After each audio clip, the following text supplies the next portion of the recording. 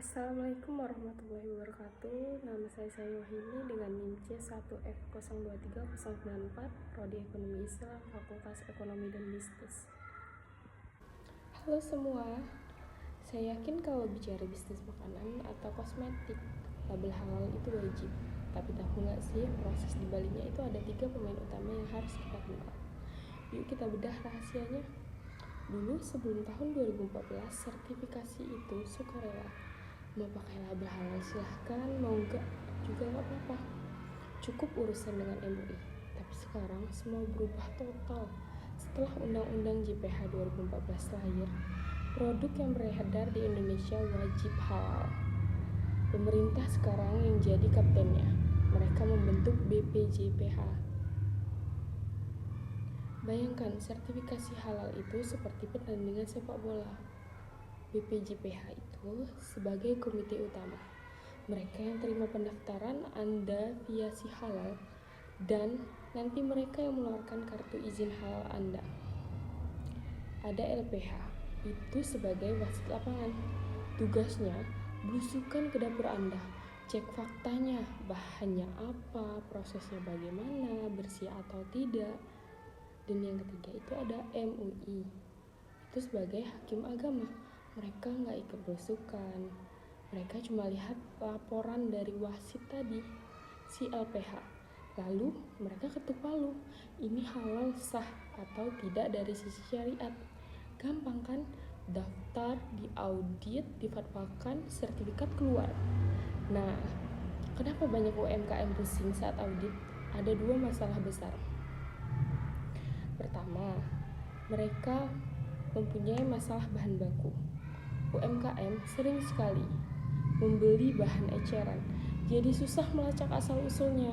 Kalau satu bahan saja tidak jelas status halalnya, wasit LPH bisa langsung kasih kartu kuning. Kedua, masalah catatan. Mereka tidak punya buku resep wajib atau SJPH, sistem jaminan produk halal yang tertulis. Tanpa buku itu, tidak ada jaminan Anda bisa bikin produk halal secara konsisten. Solusinya simpel. Pertama, minta bantuan gratis. Ada LP3H yang siap jadi asisten pribadi Anda. Jangan urus sendiri kalau bingung. Kedua, kalau produk Anda gampang atau resiko rendah, pakai jalur cepat dengan skema Self-Care. Sekarang kita masuk ke sesi pelajaran yang paling mahal. Kita ambil studi kasus mengenai perusahaan alami sehat yang gagal dapat sertifikasi halal. Mereka klaim produknya 100% alami. Tapi mereka gagal total di audit. Kenapa? Masalahnya ada 2. Dan keduanya fatal. Yang pertama, resep bocor. Mereka hanya fokus ke bahan utama, tapi bahan penolong atau zat pelarut mereka yang dipakai tidak jelas status halalnya. Bayangkan, Anda masak kue halal, tapi ternyata garamnya curian, otomatis kuenya nggak sah kan? Dan kedua, buku panduan mereka hilang.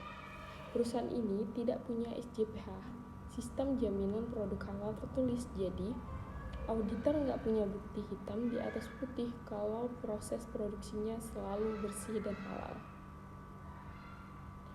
Pelajaran penting buat kita itu, halal itu konsistensi 100%.